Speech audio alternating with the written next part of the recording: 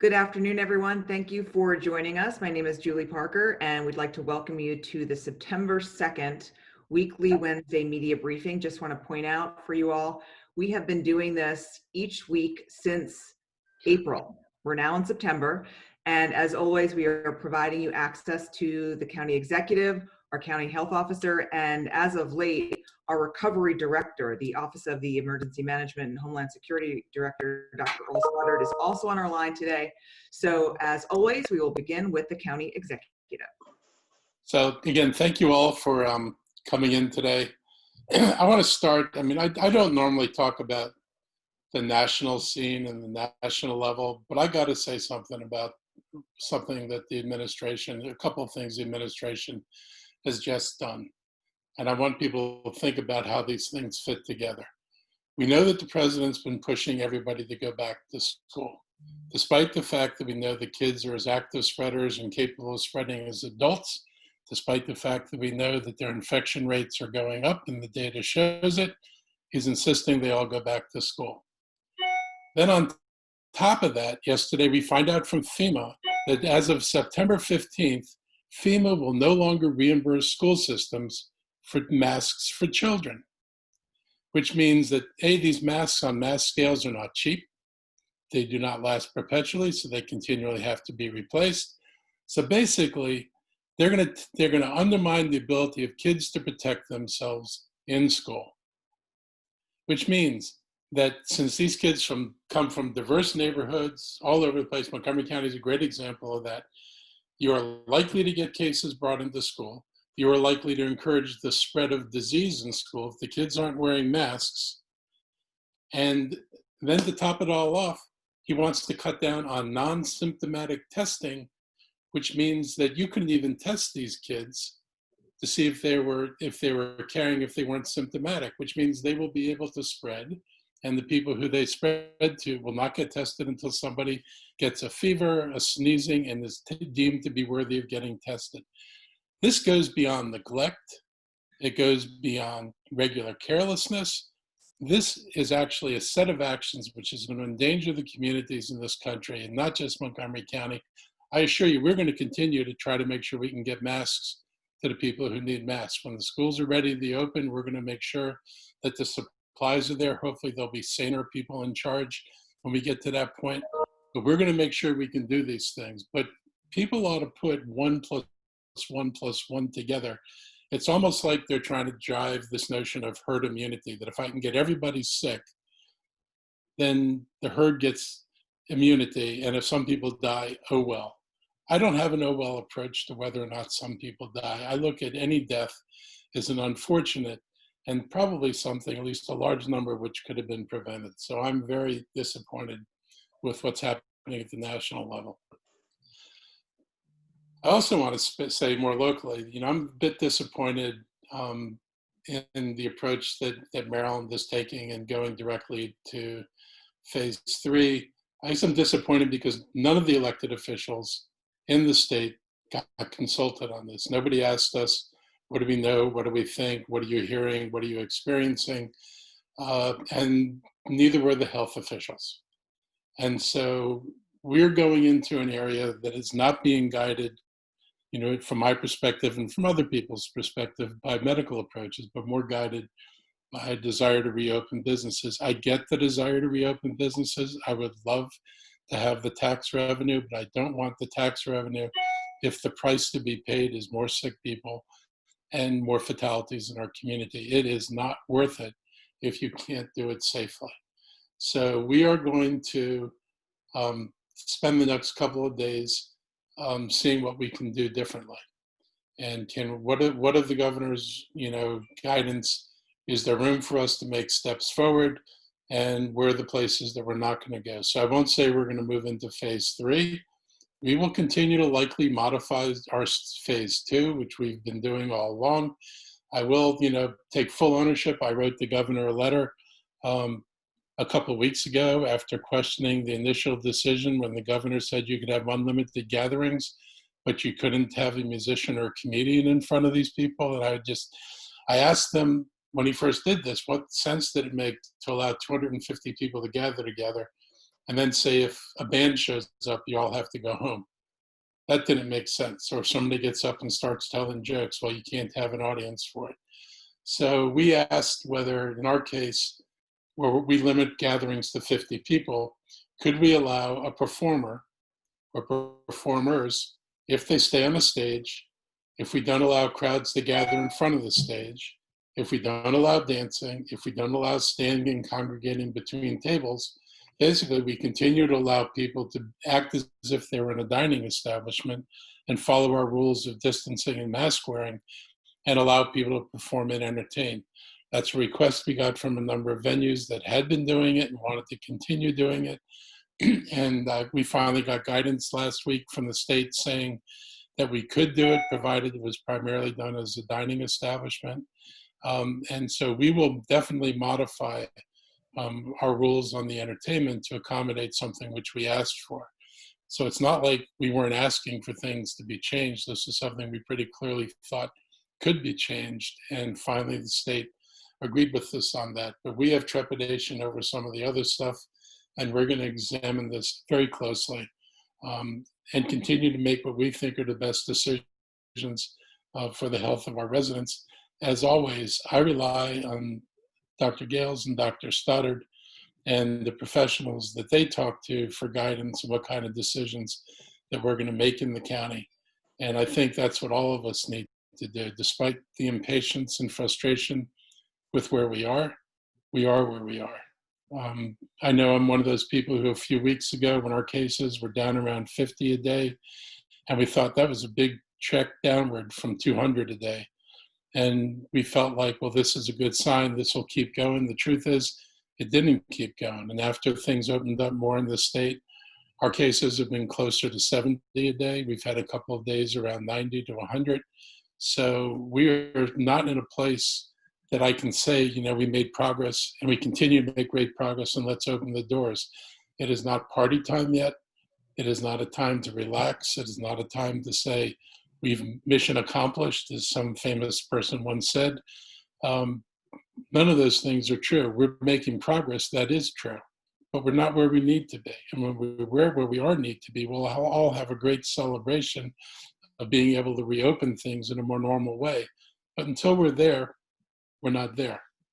What else do I want to talk about? It says 97 positive cases on Tuesday. Yes, on Tuesday, 87 cases today. Remember, these are reported for the day before. Our testing volume in the state is down. The totals are below 15,000. We had much higher testing volumes. So if you're seeing lower cases at the state level, they're also testing fewer people at the state level. This is one of the other scenarios which worries people. I can make cases go away if I don't test people. That doesn't mean they're not there. It just means that we don't see them. So we're trying to ramp our testing back up. And hopefully what's happening at the statewide level is a glitch and something that eventually will get to higher levels of testing. Our program, like I said, is back up and running. We've done more than 1,700 county-issued COVID tests since Thursday. We have 2 clinics using CDC trailers. Today at Lake Forest Mall, there were 30 people waiting at 8:30 for the opening. Friday we'll be at the Wheaton Rec Department. Both these testing sites are drive-ups. On the average, the time for us to get specimen results back has been 62 hours. We're hoping that we can get this back and continue to push this below 62 hours. It would be good to be basically on 24 hours so we can very rapidly get ourselves on the trail of the contacts that people have had. You got to remember, every day we don't know whether somebody's positive is a day that we don't know whether that person's spreading. And so the sooner we get control over this, the better off we'll be. We all continue to feel that public schools and schools in general are really not safe to open. I was just told that JMU reported, 500 cases, and that they were closing and sending people home. It is very hard to control where everybody's been, whether it's the faculty, the staff, or the students and their families. And so the notion that it's just the school doesn't take into account the fact that the people going into that school may have vastly diverse experiences in the community. And we continue to think not a good idea to go there right now. We do understand the guidance that's coming from the state, and we're confident that the school board will continue to make the best decision that they need to make, taking into account the safety of their staff, their students, and the community at large. So I think I'll stop there. Thank you. Thank you, Mr. Executive. Dr. Gales. Good afternoon, everyone. Always a pleasure to be with you. I'll keep this concise to allow for more time for questions. But a couple of things just to remind folks of, as the county executive mentioned, we've talked about this in a number of our briefings over the last couple of weeks, but we've had a number of days where we've seen decreased test volume in terms of the tests being resulted. And we're starting to see that become more common. So for example, yesterday, the test count was out of a little bit over 13,000 tests resulted. Today, just shy, a little bit over 12,000. So we're continuing to monitor that trend, and we're continuing to try to understand what's driving that. And that's not only, necessarily here locally, but across the state, to get a better understanding if it's a question of access to testing, testing fatigue, or people just simply aren't showing up to get tested based upon any of the recent conversations about guidelines. And so it's important to understand when we look at the total number of results resulted, we also look at a host of those other measures, test positivity and the number of tests that it is out of. Now, another thing I want to highlight, which we've talked about before, is the percentage of cases in the younger groups, the 0 to 19-year-old age group. In Montgomery County in August, we saw approximately 19% of our new cases who were in that age group. And in fact, of the results that were reported this morning, we saw over 22% of the new cases reported today being in that 0 to 19 age group. And this is on the heels of a study that was released in the New York Times on August 31st that talked about and showed the number of cases in the pediatric age groups since May through August.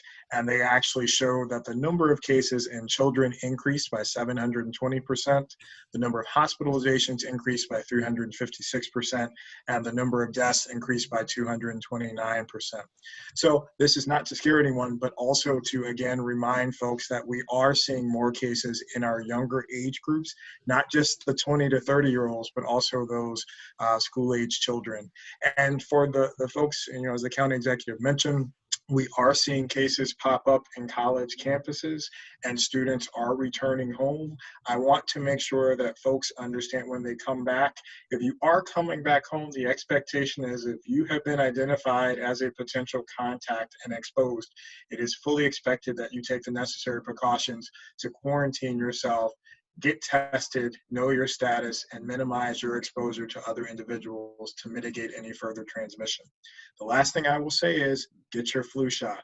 Flu season has already begun, and just want to remind folks it's not too early to go ahead and get your flu vaccine this year. Thank you. Thank you, Dr. Gales. Dr. Stoddard.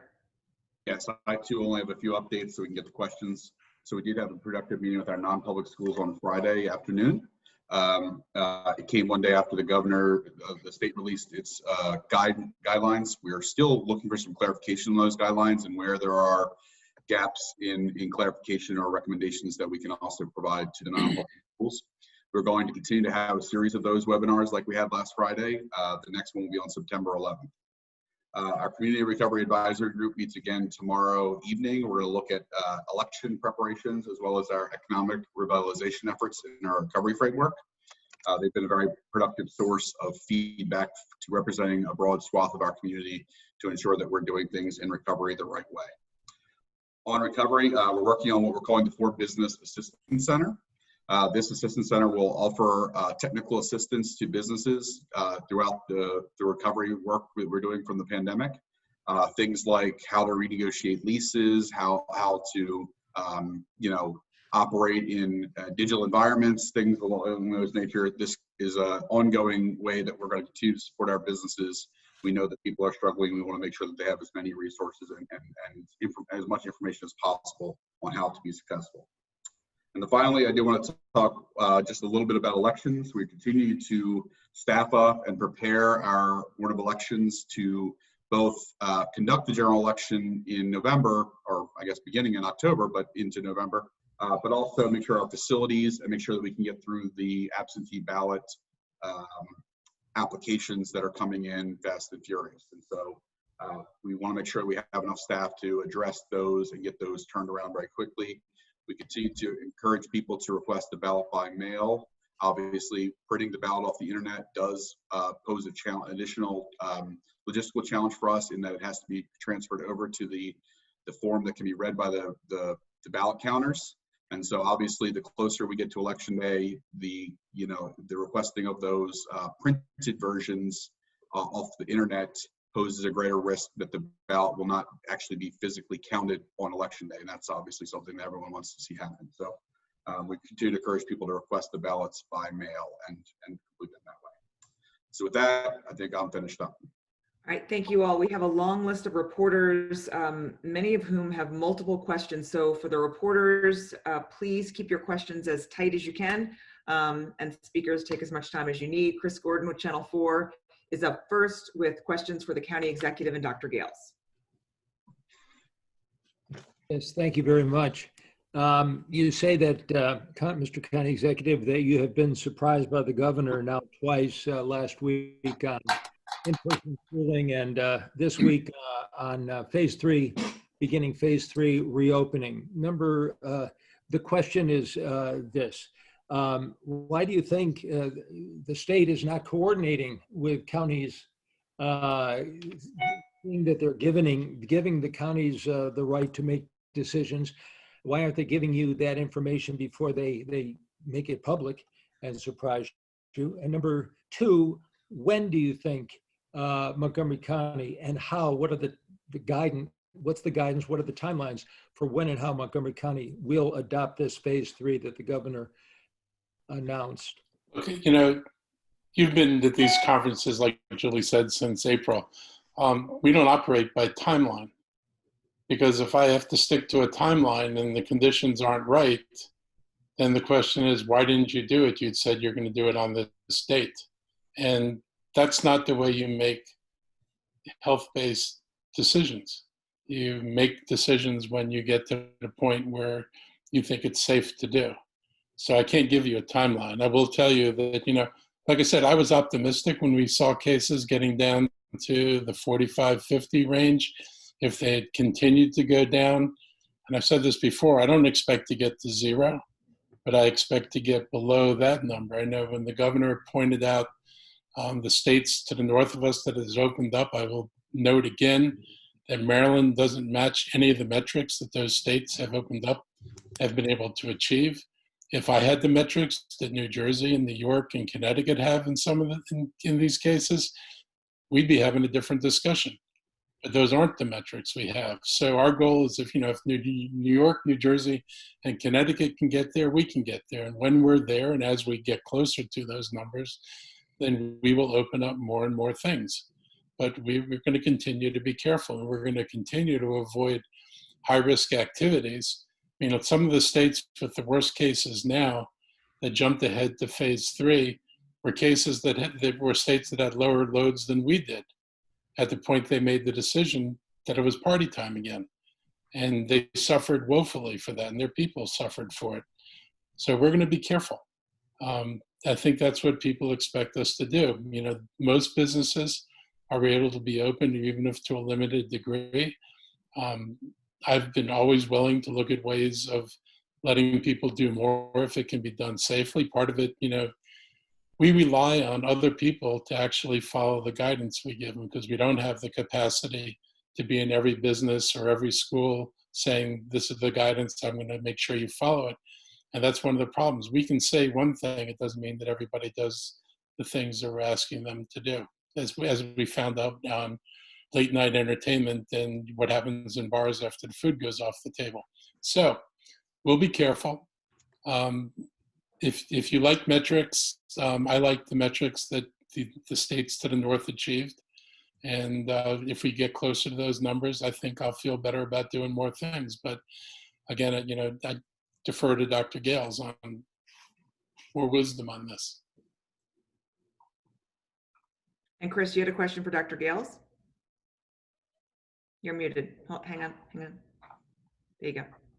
Yeah, I just wanted him to follow up, as the county executive said, as to what, if any, guidance we might give the public as to when Montgomery County, we're expecting to hear from Prince George's County tomorrow. What can we hear from Montgomery County in terms of the metrics or timeline of phase 3?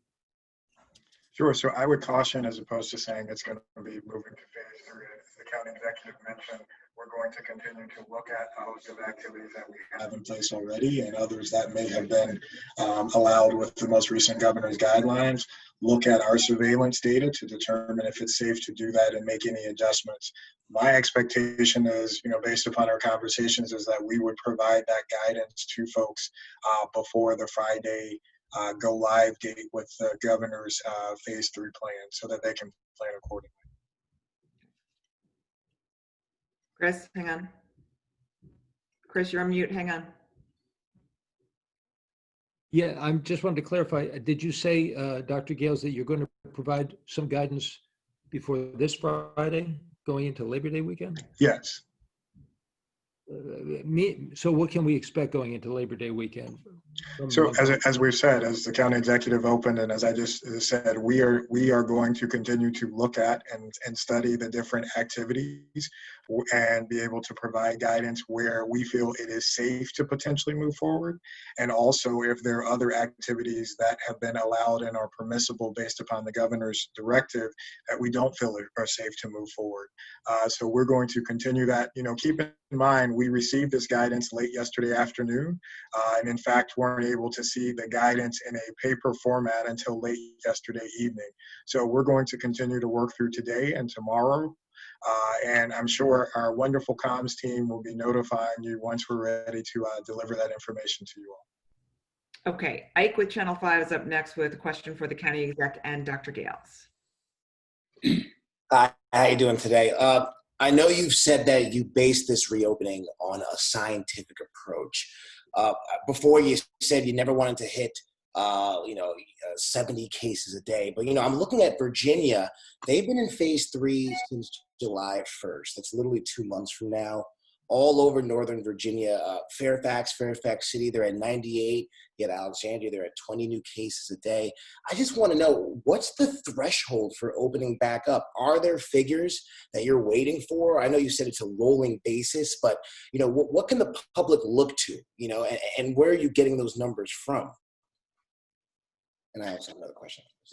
So we've actually been very clear from the beginning, and I want folks at home to understand, is that we look at a host of things. We don't make any of these decisions arbitrarily. We look at a host of data reports from a federal, state, and local level.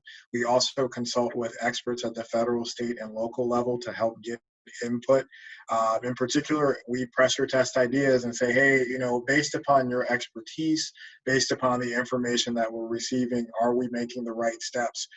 I don't sit in a room and decide here's what we're going to do and we run with it. We have very thoughtful conversations that's guided by a host of resources and guidance. Now, when we look at those standards, as we've talked about before, there are different thresholds. And so, for example, we've talked about and it came up in the subject of non-public schools, we talked about different thresholds related to low transmission and moderate transmission. And by definition, when we've looked at those thresholds, we've also looked at the guidelines that talk about, in order to move to a new phase, you have to have sustained improvement in metrics over a certain time period. And we've not necessarily achieved those things. So if the folks at home are looking, I would encourage you to look at some of the citations that are on the CDC website that give information related to those definitions, as well as look at the state dashboards, our dashboards, as well as the county executive mentioned other states in terms of looking at best practices to move forward. Yeah, but Dr. Gales, I'm looking at that dashboard right now, and it says that there have been a decline across the board for 3-day averages of cases, deaths, hospitalization in ICUs. There's been a 3-day decline, and you said it yourself just now that you take notes from the state. The state is saying open up. So when you're taking notes from the state, what are they saying that's not in line with what Montgomery County wants to see? So actually your depiction of the information is inaccurate. accurate. Excellent. The averages for average cases have not decreased every day. We actually haven't achieved that. And when we're looking at the information, in fact, It says that on the today Montgomery County dashboard, though. actually, if you just allow me to finish, when we look at the information today, we've actually seen an increase in our test positivity over the last 3 days. It went from 2.4 to 2.7%. We've seen the 3-day average from a mathematics perspective, had to increase because we were in our 60s for 2 days, and the last 2 days we had a case total of 97 and 87 today. So again, that depiction in terms of those numbers haven't decreased.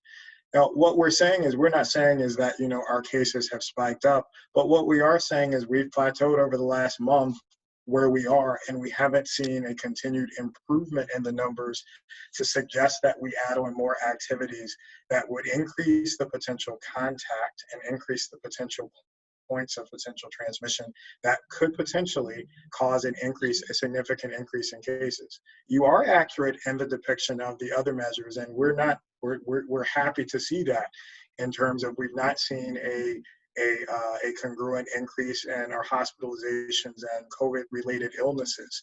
And so we will continue to monitor those. But, we also want to be mindful that, an increase in cases is an increase in cases. And, we have to continue to think about where those cases are coming from, continuing to emphasize the strategies we have in place, as well as, continue to look to see and identify if there are other potential causes that we've not addressed that we need to step up to the plate and put in policies to do so. Okay, thank you both. Tom Rousey with Channel 7. Did you want to say something, Mr. Yeah, I Executive? just wanted to add that, we have the benefit of looking at what's happened around the country. And like I said before, there are places that once had better numbers than us and didn't think this was a problem. They went to opening, and the more they allowed contact and the more they allowed things that put people at risk, their cases blew up.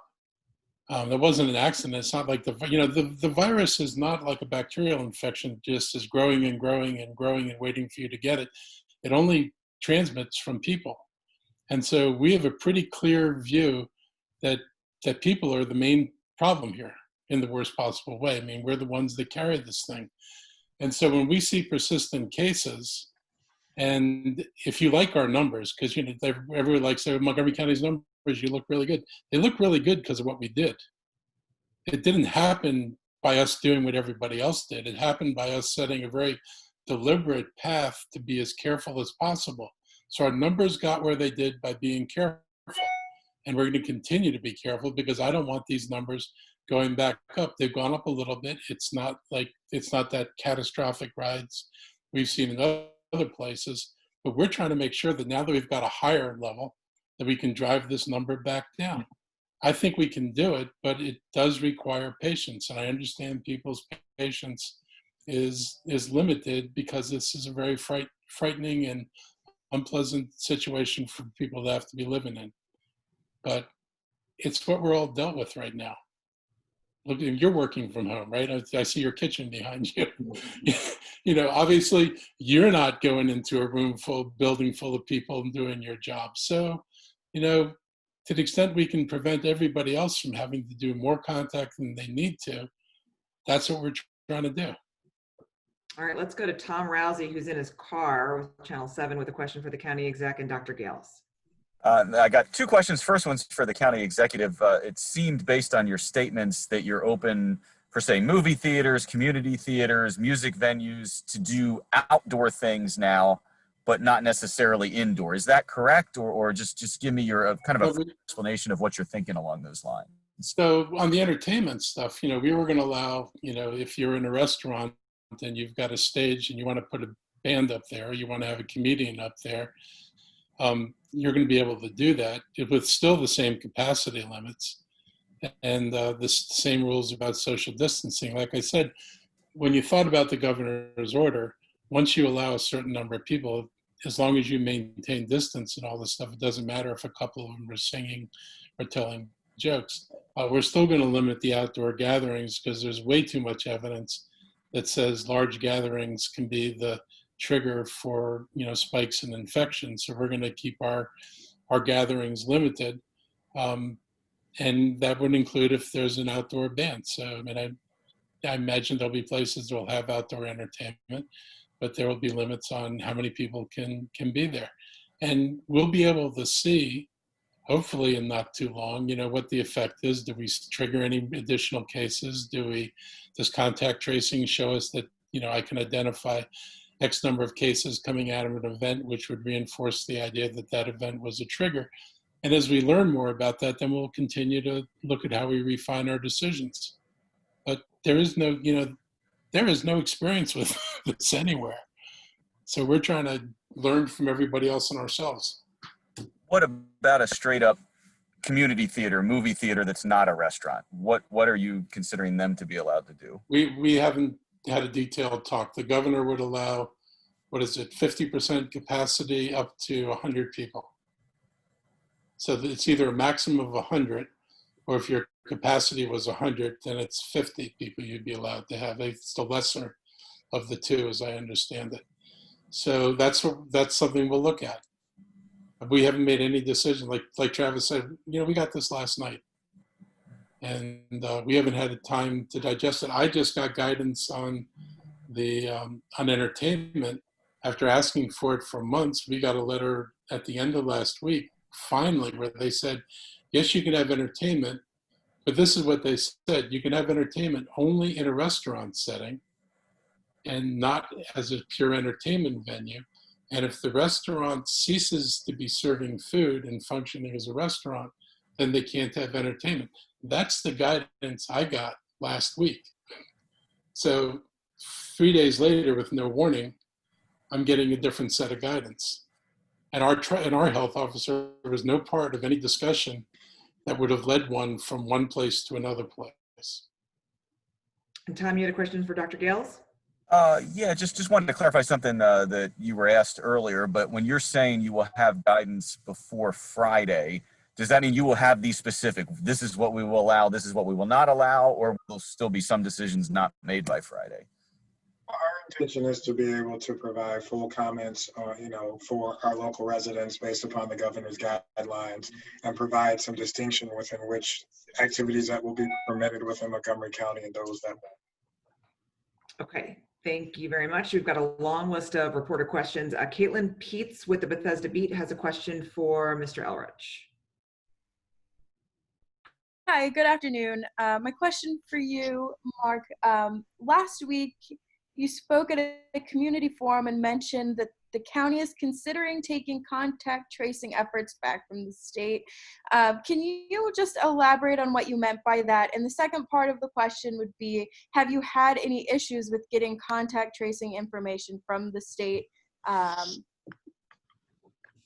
So we play a secondary role in the state's contact tracing programs. They have the primary program, we're the secondary support role.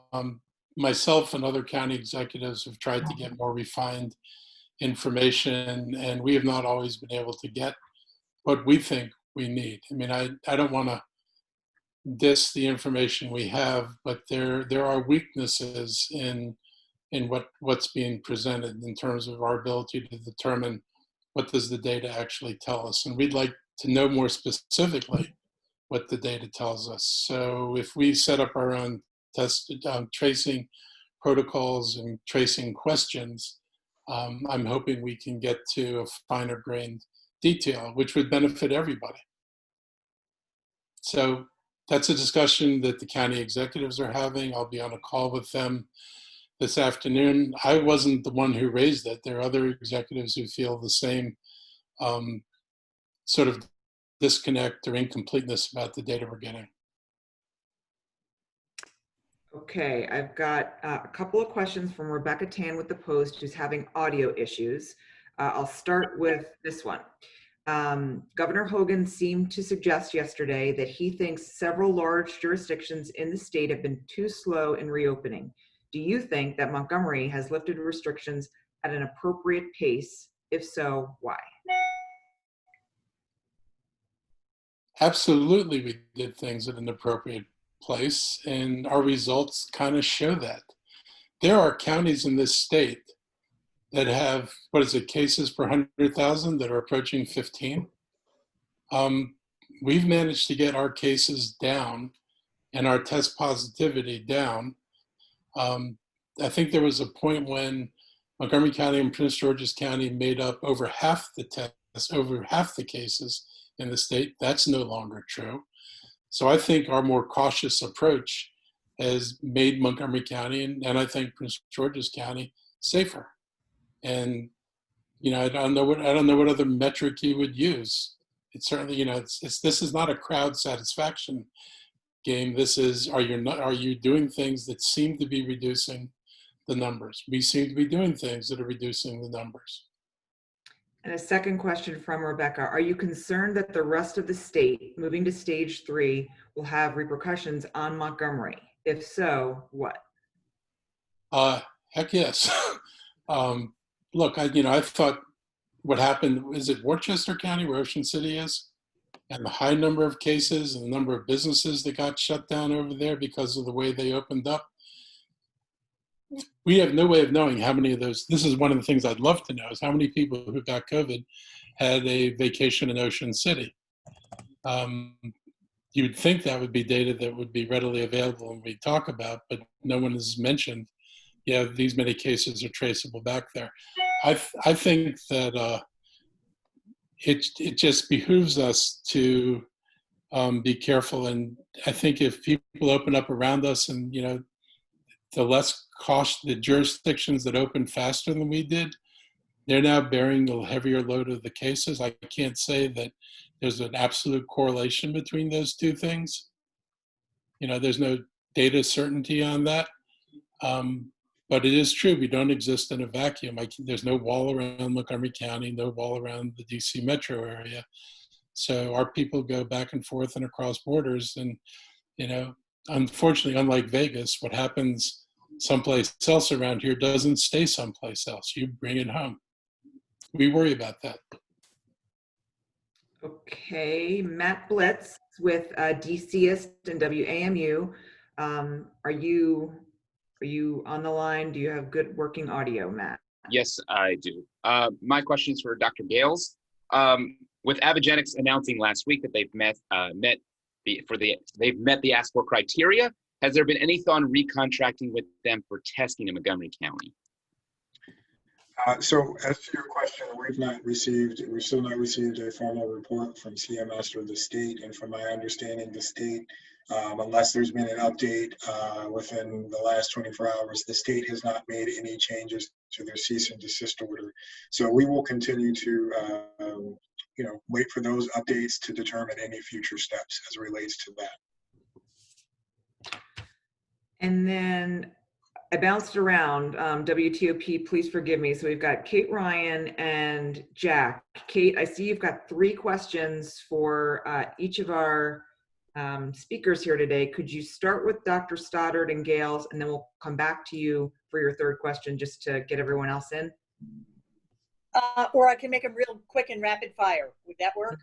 Good deal, good deal. Very quick. Okay, so for Dr. Gales, I know you've been over this, but I think I know my readers, listeners are going to go, I'm sorry, so what are the numbers? What do we have to do to get to a point where we could, easily get into phase 3? So again, I'm looking for numbers if I can. For the county executive, are you hearing from any specific businesses? I'm wondering if AFI or movie theaters are going, come on, let us open. And what do you say to people who go, but Howard County's reopening? You've addressed some of that, but I'd like that addressed. And finally, for Dr. Stoddard, your meeting with non-public school leaders, what was discussed? Are we seeing any other cases from non-public schools? And that's it. So I guess I'll go first. So to your point, Kate, actually it's an important teaching point to the folks at home and to remember is getting wrapped up in numbers. So we've talked about the concepts of low transmission and moderate transmission, and we've thrown out those numbers. So moderate transmission for us is somewhere in the mid 30s on a daily basis, and low transmission is 10 cases per day. And one of the reason why we don't assign a particular number to a flex point is because you can imagine the first day where we see, well, we have 35 cases, let's run to phase 3. In order to be able to have numbers decrease, you have to acknowledge and see a place where there's improvement. You have to sustain those improvements over a period of time, because otherwise it creates a false sense of security that the viral load has truly come down.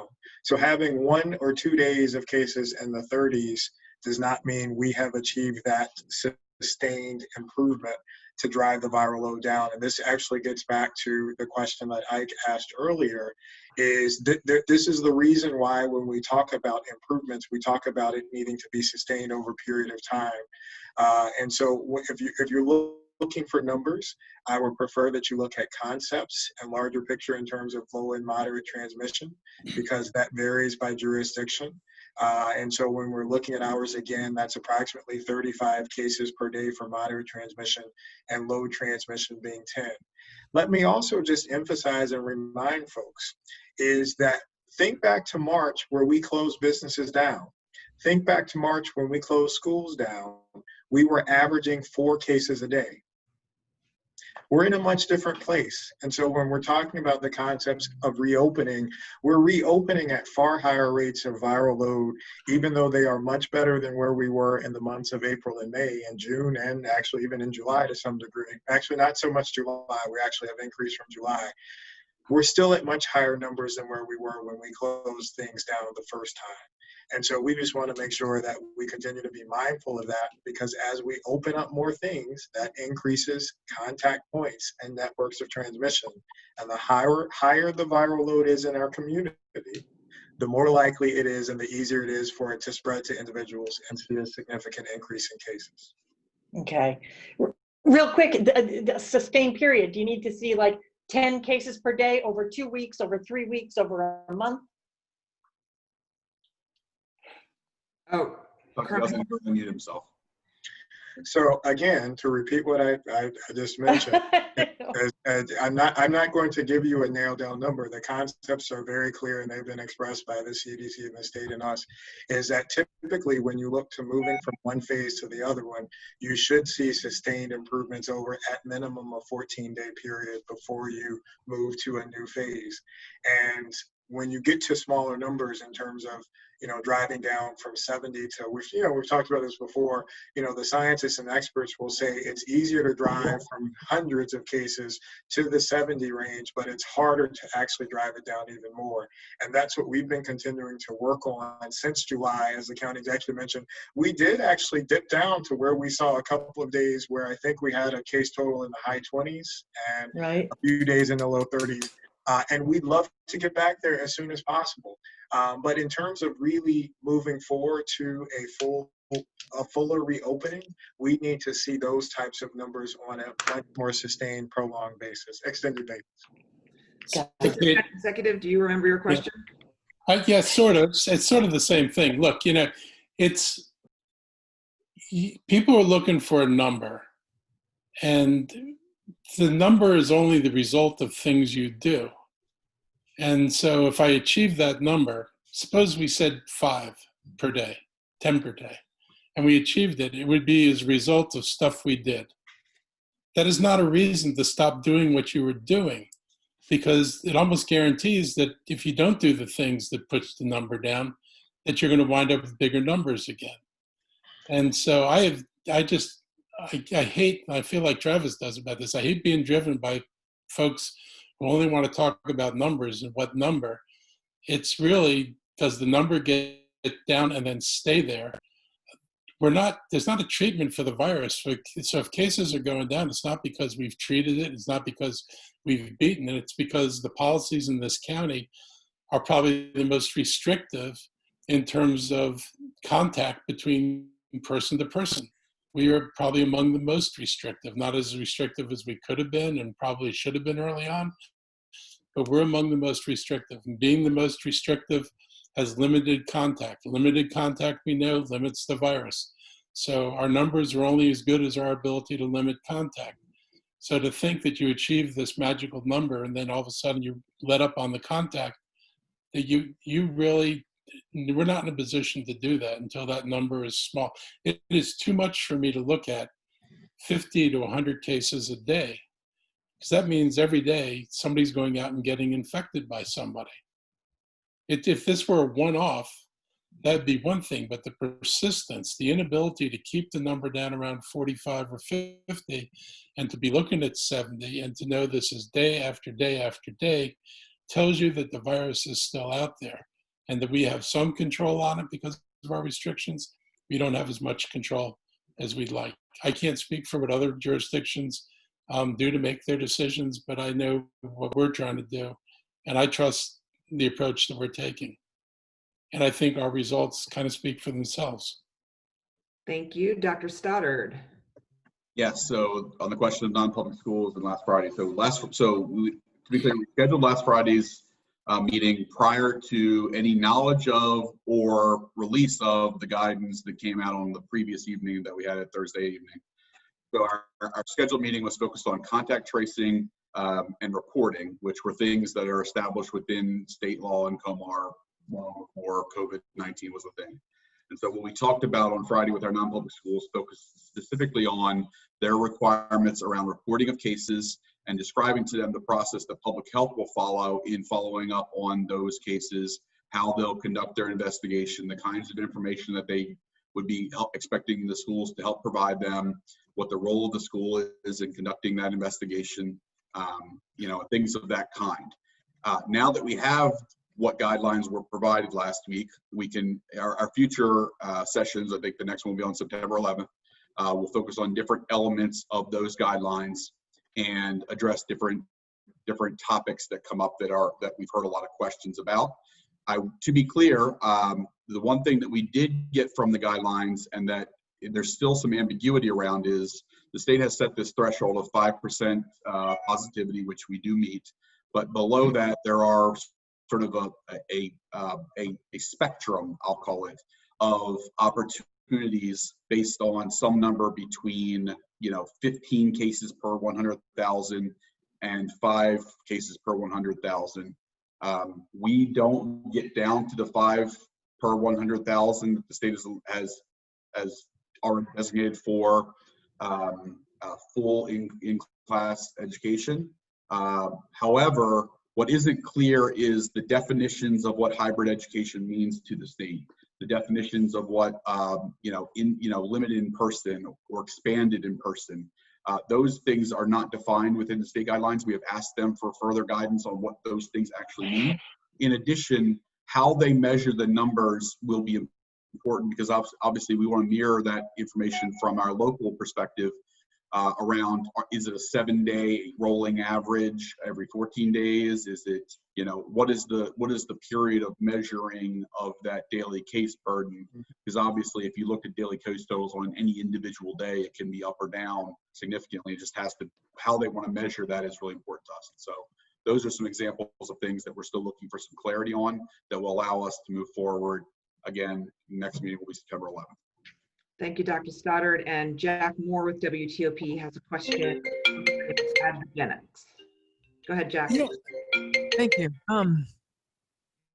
Okay, I've heard from 3 people who were tested at county-run sites in early August and who actually never received results at all because their tests were still in the process of through that process when the lab was ordered to halt operations.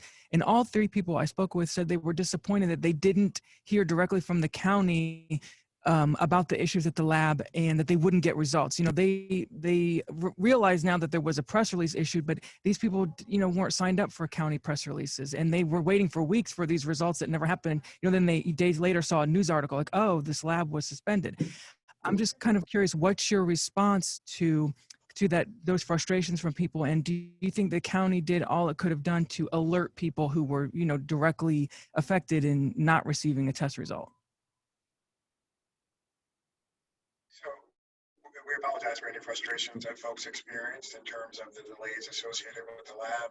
I'm not a communications person, but we did make every attempt to notify the broader public when we were notified. We were first notified, we suspended testing for their county apparatus.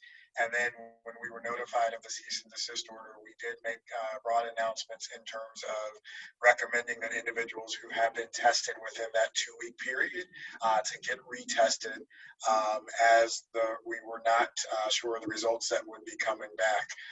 And so at the same time, we take full responsibility. We will work to, hopefully we won't have a situation like this happen again. So I won't say that we will make those adjustments next time, because hopefully there won't be a next time. But if there are any individuals out there who did experience issues with that and would like to get retested, please call our disease control number and we can get you scheduled and make sure you have the necessary provisions and access to those testing platforms. And that number, Dr. Gales? It is 240-777-1755. Thank you. And thank you, Jack. Randy Bass with WDVM is our last question of the day for Dr. Gales as we approach the 1-hour mark here. Awesome. Thank you guys so much for getting my question in. Good afternoon, Dr. Gales. In your opening remarks, you said that Montgomery County and the state of Maryland are both seeing decreased testing volumes, decreased numbers of folks coming in to get tested. You said some people are looking into this. And at this time, what do you believe is driving that trend? Well, so actually, our testing numbers overall for the county are rebounding. For example, out of the just shy over 12,000 tests that I mentioned that were reported from yesterday that were resulted, we had over 2,800 of those within our jurisdiction. And we continue to, scale up our county portion of that through our increased testing opportunities over the rest of the week. So this, it does introduce a concept that we as a local jurisdiction, the state, as well as the national whole country have to look at, because we have seen a dip in the number of folks getting tested. Now, we speculate, we don't have any final answers, but we speculate that part of that could be due to recent guidelines that from the CDC that muddied the conversation, that suggested that asymptomatic individuals should not get tested. And so we don't know the impact on, one, if that told people who were asymptomatic, okay, maybe I don't need to get tested. And on the flip side, maybe influence providers' willingness to offer tests to individuals who weren't demonstrating symptoms. So we have to continue to look into that and educate people. From our perspective in Montgomery County, we still recommend folks, as many people to get tested as possible, and don't support those limitations and restrictions on testing criteria. We lived through a phase early on in the pandemic where there were significant restrictions on who could get tested due to availability, and that put us in a bad situation because we missed a lot of potential cases that went on to infect other people. So, and the second part of it is just making sure that we continue, again, not only locally, but regionally and a state level, continue to make opportunities and testing opportunities accessible and available to folks. And so that's continuing to look at other strategies in terms of where people can get the test, not only in terms of drive-up places, but making sure that they're walkable and accessible in that way, and also making sure that the tests are distributed, particularly in those zip codes and geographic areas where we see a higher number of cases. And if I can, I'd like to just add that so much of the test volume is driven by the healthcare sector itself. And so when we see reductions, it's not necessarily the actions of a particular state or local government necessarily. When we see these reductions that we've seen, it's much more to do with a broader issue around testing that goes into our healthcare networks. Healthcare networks, even in Montgomery County, do something like 90% or more of the testing volume that we do every day. And so when we see these reductions, they're across the board, not driven by, these aren't it's not like you're canceling an event in each county every day and that's what's driving these reductions. We're talking about reductions that are, 10,000 or more tests a day it swings. And that has to be driven by a connection to the healthcare system. Okay, so if anyone is interested in watching this entire briefing, it will be available. Check our Twitter page in just a couple of hours, which is at Montgomery COMD. It will also be on our Facebook page, and we appreciate you joining us and tuning in each and every week. We'll see you back here next week. Thank you. Get your flu shot, please.